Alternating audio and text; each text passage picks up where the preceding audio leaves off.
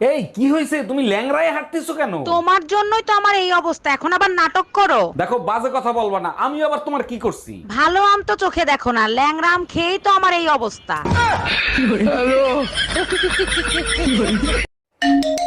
Hello, আপনি কি মন্টুর বাপ বলতেছেন? জি মন্টুর বাপ বলতেছি। তাড়াতাড়ি সদর থানায় চলে আসেন। থানায় কেন, কি হয়েছে? আমার ছেলে কি করছে? আপনার ছেলে গাছ লাগাইছে, তার জন্য তাকে ধরে আনা হয়েছে। আরে গাছ লাগানো তো খুব ভালো কথা। শালা গাজার গাছ লাগাইছে।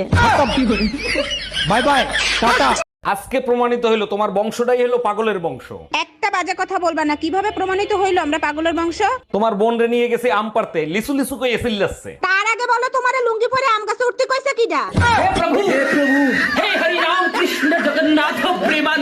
আচ্ছা, বিয়ের পরে আমি যখন হাসতাম তুমি আমাকে কি বলতে মনে আছে? হ্যাঁ মনে আছে, চাঁদের হাসি বাদ ভেঙে যায়। এখন হাসলে তো কিছু বলো না, এখন কি হাসি ভালো লাগে না? এখন তো তোমাকে হাসতে দেখি না, কই একটু হাসো তো।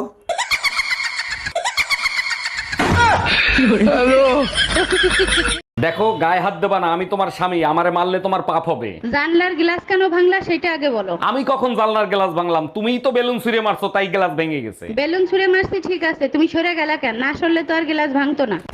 हम इसका पति है, हमको सिर्फ फांसी का सजा चाहिए।